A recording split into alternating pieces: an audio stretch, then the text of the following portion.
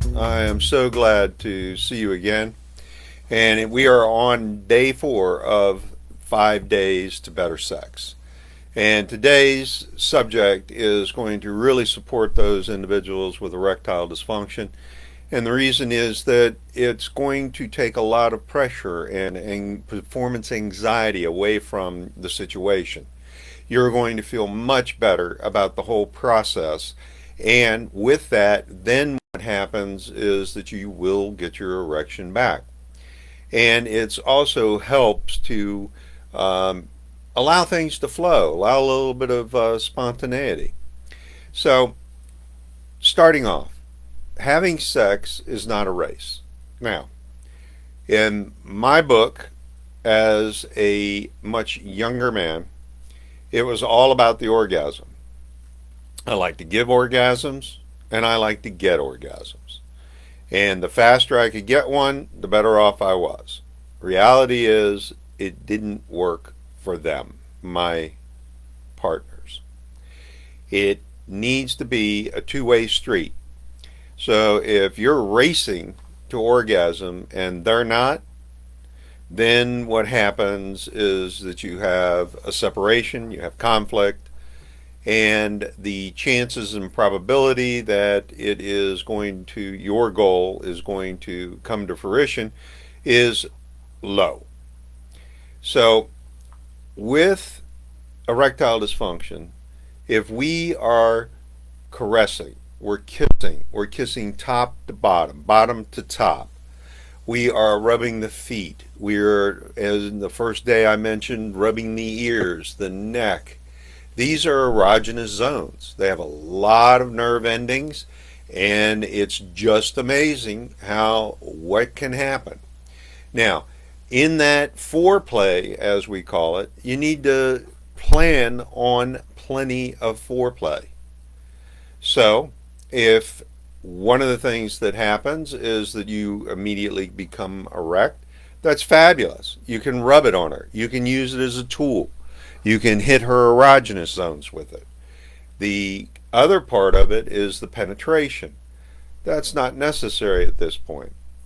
Getting her to relax, getting you to relax. It's not about the number of pumps in the sexual event. It is more about being able to give pleasure.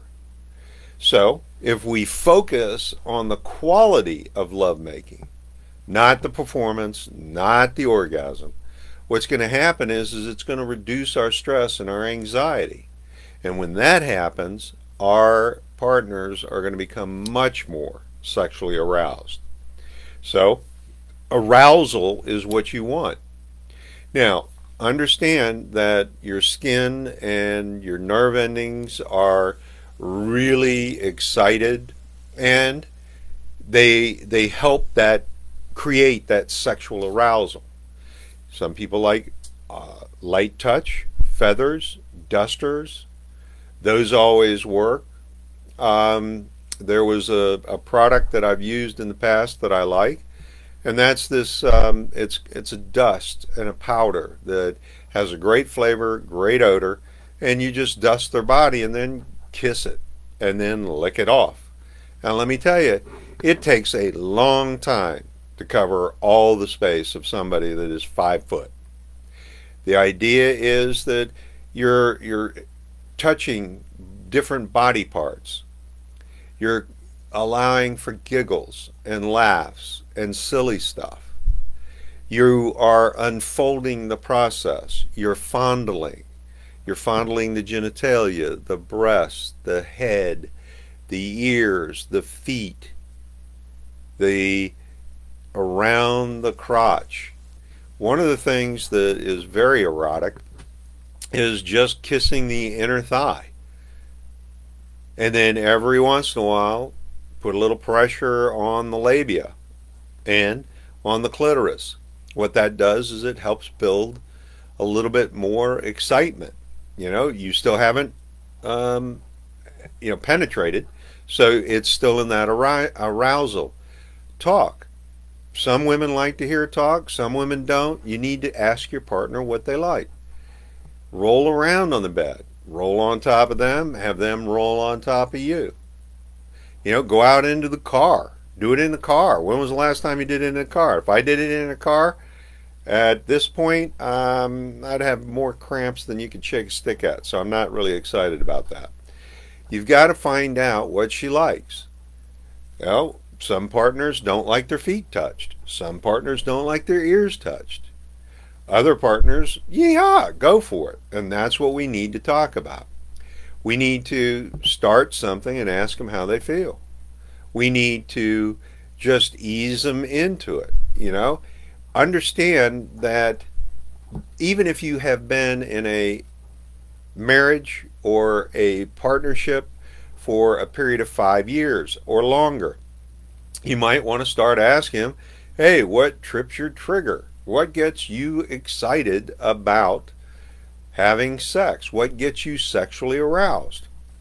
Look, she can laugh. She can make a comment. But at the end of the day, if she doesn't say anything, then you're on the right track.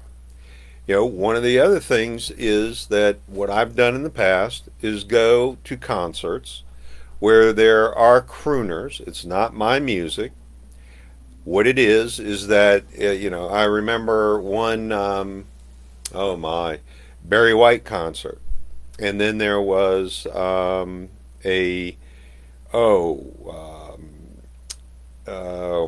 what is his name? Anyhow, he was a big thing in the late 70s. What's New Pussycat is what he sang. And these women would just melt. So all I had to do was be sober, engage in conversation, stay off the phone, put my hand on her, and he would do all the work. I mean, the songs that he would sing would do every bit of the work. And all I needed to do was get home safely and then start making moves into the bed, and life was absolutely great. How many times recently have you started to get sexually involved when you're standing in the kitchen or just in the doorway? Is your normal routine stripping off your clothes, getting in bed? Or is it something new, like getting on top of the bed with your clothes fully on and then taking each one of the buttons in your teeth and undoing it? I like Velcro and the zippers. They're a little bit easier, so I don't chip a tooth. So what we're doing is creating a stress-free environment. What we're doing is creating a environment that is not about the penetration and the number of pumps, but the actual arousal. Understand that some women, because of schedules, they're tired at night. They aren't interested in sex. So that curve of getting her interested in sex and then going through the process is going to take a lot of energy. And you're going to have to make up and be there for that. The other side of the coin. What about an afternoon delight? What about a midday fling? What about a morning fling? Children interfere with the morning thing, a sleepless night, insomnia, that interferes with the morning thing. An afternoon for lunch, oh, that's always exciting. So break it up. And what that does is it allows you to not have to worry about how tired they are or how stressed they are at work. Because after work, what happens is that they've got to come down, turn off work, and then turn on a intimate relationship. Oh, wait, there's kids involved, there's a dog involved, there's in-laws, there's people living with you, and it becomes quite the circle. So if we are able to start the sexual arousal by communicating and talking and some of the things that I've talked about in the past couple of days, it's going to make the job easier of having sex. It's going to make that event far more pleasurable.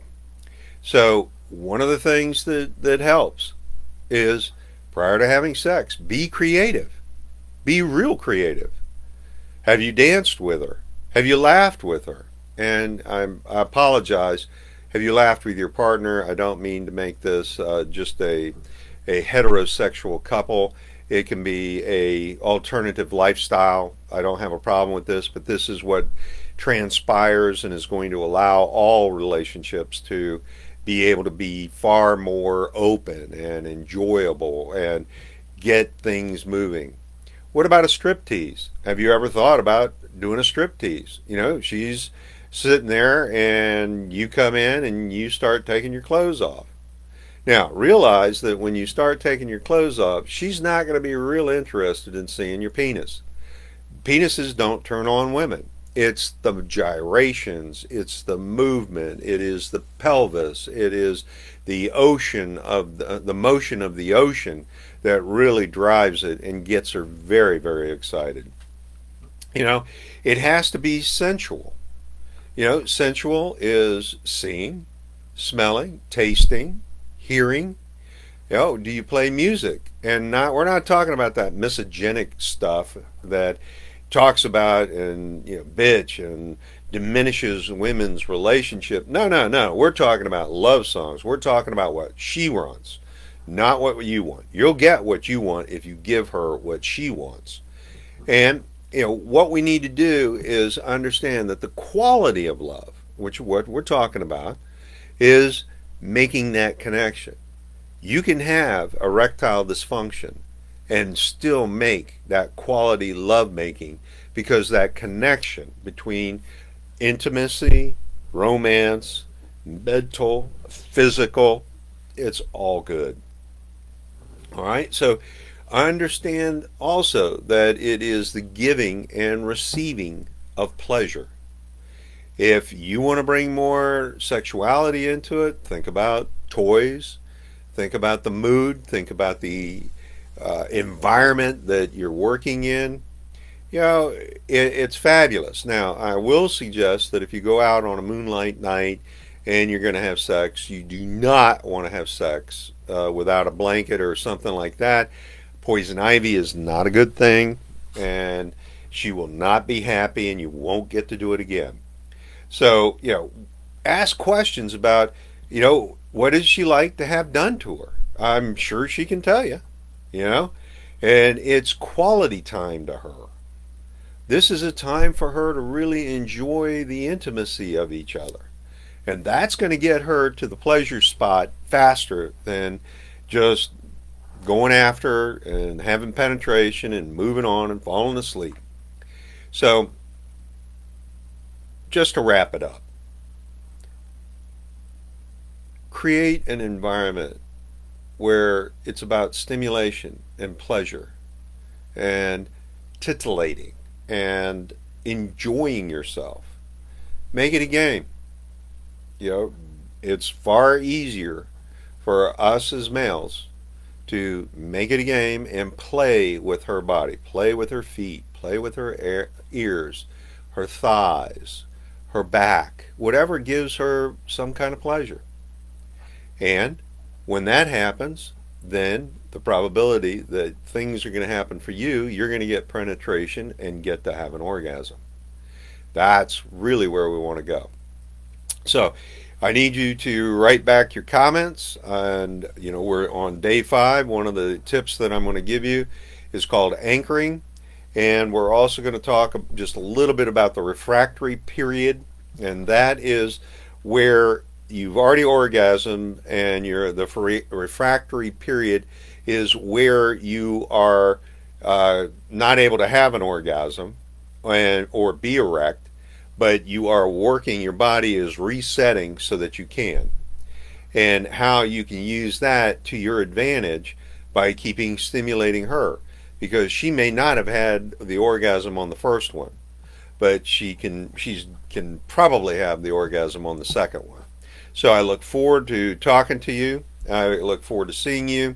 Make your comments down below. If this information is working for you, then you may want to delve into an assessment and start talking about getting rid of the erectile dysfunction and really finding out what the causes are and what the solutions and cures are. I look forward to talking to you. You have a great day.